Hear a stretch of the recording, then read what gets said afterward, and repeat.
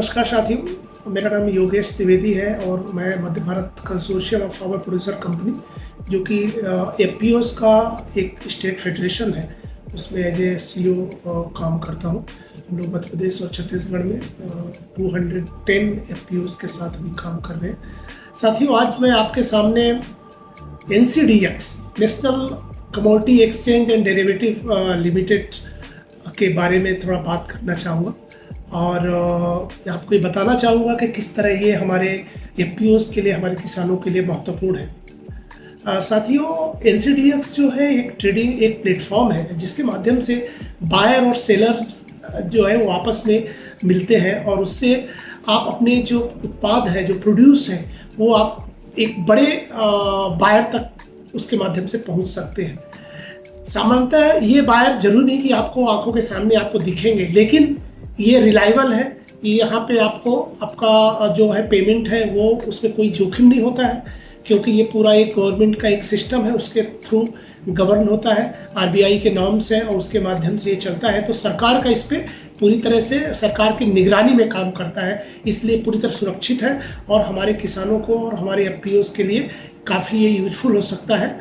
But अभी ज़्यादातर हमारे जो किसान या हमारे एफपीओस हैं उनको इसके बारे में जानकारी नहीं है। साथियों, मैं बताना चाहूँगा कि मध्य भारत कंसोर्शियम हम लोगों ने 2017, 2018, 19 इस सालों में काफ़ी सारा हमने काम ट्रेडिंग जो है एनसीडीएक्स प्लेटफॉर्म से किया है एंड 2019 में हमें सबसे ज़्यादा एफपीओ और एनसीडीएक्स प्लेटफॉर्म में ट्रेडिंग करने का राष्ट्रीय स्तर पर अवार्ड भी मिला था। इसमें इसमें प्रक्रिया कैसी है वो मैं थोड़ा आपको बताना चाहूँगा कि ये जो एनसीडीएक्स कैसे काम करता है। एनसीडीएक्स प्लेटफॉर्म में बायर और सेलर दोनों रजिस्टर्ड होते हैं। जब भी आप कोई ट्रेडिंग करते हैं तो उस ट्रेडिंग में एक तो आपका पहले रजिस्ट्रेशन होगा और इसके बाद उसमें आपको, अभी तो एफपीओस के लिए कोई फीस भी नहीं है, पहले कुछ फीस थी पर अभी हटा लिया गया है। और जो वॉल्यूम आप ट्रेड करना चाहते हैं उसका एक मार्जिन मनी होता है। वो मार्जिन मनी 10% पहले कम थी बट अभी शायद 10% उसको कर दिया गया। उतना पैसा आपको वहाँ पे जमा करना पड़ेगा जो कमोडिटीज़ का जो उस समय का मार्केट रेट है उसके हिसाब से आपको उसमें मार्जिन मनी जमा करना पड़ता है। आपको भी करना पड़ता है और जो बायर है, जो खरीदने वाला है, उसको भी करना पड़ता है। ठीक है, इसका क्यों ये करना पड़ता है? क्योंकि इससे ताकि आप उसको ओबे करो, जो भी आपने वहाँ पे सौदा अगर आपने करते हैं तो कोई भी व्यक्ति उसको छोड़ करके ना जाए या कोई उसमें अप डाउन होता है सौदे में ताकि उसको भरपाई की जा सके।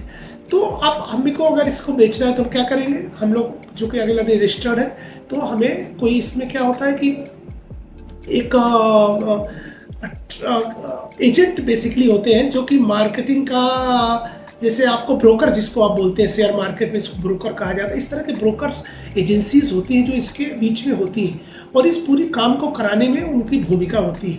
ठीक है, क्योंकि एनसीडीएक्स तो एक इलेक्ट्रॉनिक प्लेटफॉर्म है, ठीक है, लेकिन इस काम को, जो ट्रेडिंग का काम है, इसको कराने के लिए ब्रोकर्स होते हैं, बड़े ब्रोकर जो रजिस्टर्ड ब्रोकर होते हैं और वो ब्रोकर ही पूरी प्रक्रिया का पर्दे के पीछे वो संचालन करते हैं। अब आपने मान लीजिए कि हमें सोयाबीन का ट्रेड करना है एनसीडीएक्स में, तो हम क्या करेंगे? हम देखेंगे एनसीडीएक्स की वेबसाइट में जाके देखेंगे कि आज का सोयाबीन का रेट क्या चल रहा है। आपको लाइव उसमें दिख जाएगा कि आज का रेट हर कमोडिटीज़ का, आप जाएंगे उसमें सेलेक्ट करेंगे, कमोडिटीज़ को डालेंगे तो आपको दिख जाएगा कि आज का प्राइस कहाँ क्या चल रहा है। उसमें वो लाइव होता है जो कि हर सेकंडों में बदलता रहता है। अब उसके आधार पर मान लीजिए आज का सोयाबीन का प्राइस जो है वो 5,000 रुपये चल रहा है। अब आपके पास सोयाबीन है 100 टन है या 200 टन है। अब आपने देखा कि यार इसमें हमें लग रहा है कि आज 5,000 चल रहा है, इसको बढ़ने की संभावना है।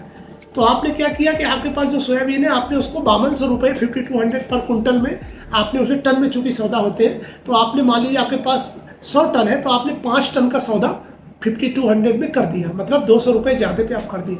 अब आप इंतजार करेंगे, आप देखेंगे कि जो बायर है वो भी देखता रहता है कि कौन से सेलर ने किस भाव पे सौदा लगाया है। ठीक है, तो जहां आपने अपना सौदे को उसमें लॉक किया 5200 रुपये में, तो कुछ लोग देखेंगे कि हो सकता है कोई 5150 में लगाया हो, कोई सेलर जो है कोई 5100 में लगाएगा तो पहले उनका ट्रेड होगा क्योंकि उनका रेट कम है। और जहां 5200 मार्केट में मान लीजिए होता है कि डिमांड ज़्यादा है, ज़्यादा बायर आ गए या इंटरनेशनली प्राइस कोई ऐसी घटना हो गई कि प्राइस बढ़ने की संभावना हुई, तो अचानक वो 5200 रुपये जो है वो में प्राइस क्रॉस कर सकता है, और जब वो प्राइस आगे बढ़ेगा तो आपने जो लॉक किया था 5200 रुपये, वो आपका सौदा ऑटोमेटिक हो जाएगा और 24 घंटे के अंदर या मैक्सिमम 3 दिन के अंदर वो पैसा आपके खाते में आ जाएगा। तो आपको कहीं नहीं जाना है, ना बाहर के पास जाना है, नहीं कुछ नहीं करना है, ठीक है।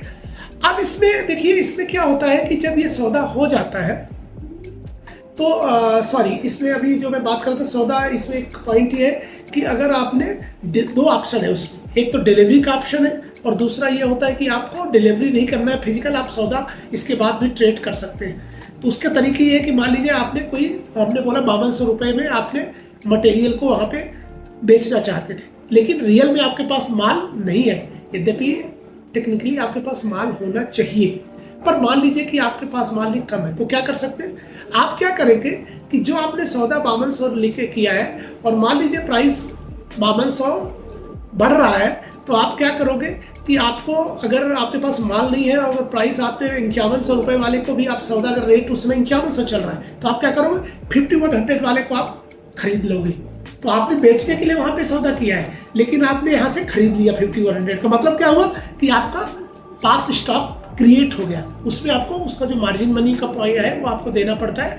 अब उसमें एक डिलीवरी का टाइम होता है, जैसे मैंने आपको बताया कि हमने अगर सौदा हो गया, इसका मतलब ये नहीं कि आपको, तो अगर आपने स्क्वायर ऑफ उसको बोलते हैं, अगर आपने स्क्वायर ऑफ करवा लिया, अगर आपने जितना खरीदा जितना बेचा था उतना आपने खरीद लिया, तो आपके पास स्टॉक क्रिएट हो गया, तो आप चाहो तो उसको स्क्वायर ऑफ कर सकते हो, ठीक है। तो आपको फिजिकली सप्लाई करने की जरूरत भी नहीं, जो मार्जिन है, जो फायदा है वो आपको मिल जाएगा। लेकिन अगर आपको फिजिकल डिलीवरी करना है, जैसे आपको अभी ज्ञात होगा कि आरबीआई के माध्यम से कुछ योजना चलाई गई थी एफपीओस के लिए, जिसमें कि अगर कोई एफपीओस अपने घर से, अपने गोदाम से, अगर जो एनसीडीएस के जो डेजिग्नेटेड वेयर हाउस है, वो एक निर्धारित वेयर हाउस है जो कि स्टैंडर्ड बड़ी कंपनी के द्वारा संचालित होते हैं, वहाँ तक आपको उनका माल लाना पड़ेगा। सबसे बड़ी बात यह ध्यान रखने की बात है कि एनसीडीएस की जो वेयर हाउस है वो हर जगह अवेलेबल नहीं है, वो कुछ कुछ ही जगह अवेलेबल है।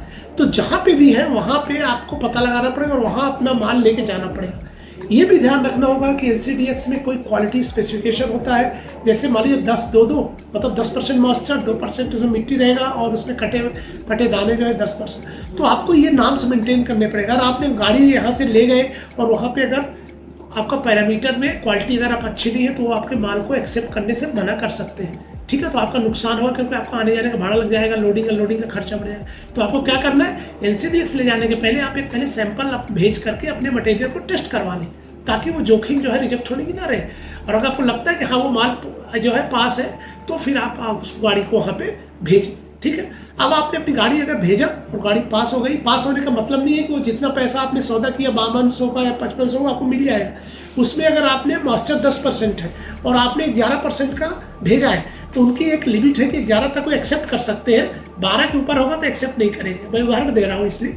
तो 1% मॉइस्चर का ज़्यादा मतलब है कि 1% डिडक्शन आपका हो जाएगा आपके पैसे में से, ठीक है। तो आपने 5200 का किया था, लेकिन 1% हो गया, मतलब 52 रुपये आपका कम हो गया, मतलब आपको जो है वो 5148 रुपये ही आपको प्राप्त हुए पर कुंटल। इसी तरह अगर आपका कटे फटे दाना ज़्यादा है, वहाँ पे भी आपका डिडक्शन हो जाएगा।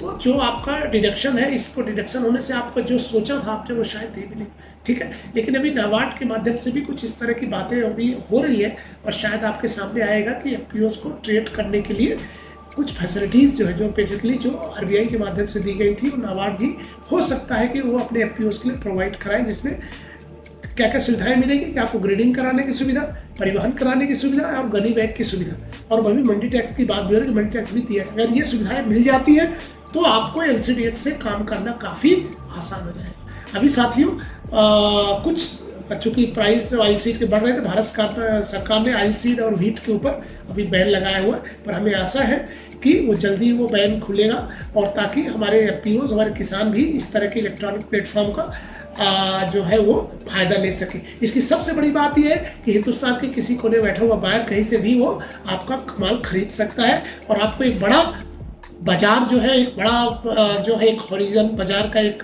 रूप आपको इस एनसीडीएक्स के माध्यम से आपको मिल सकता है, जो कि हमारे किसानों और हमारे एफपीओज दोनों के लिए फायदेमंद है। और हमारा बायर भी जो है वो भी उसमें सुरक्षित होता है, क्योंकि एक एजेंसी जो वहाँ पे परिवहन और ये सब कराने की जवाबदारी वो जो लॉजिस्टिक एजेंसी जो वेयर हाउसिंग कर रहा है उसकी होती है। ठीक है, तो ये मेरे को लगता है कि वीडियो आपके लिए यूजफुल होगा, और हम इस बात को लेकर के हम पुनः आपसे दूसरे जो एपिसोड में आपसे बात करेंगे। बहुत बहुत धन्यवाद, नमस्कार।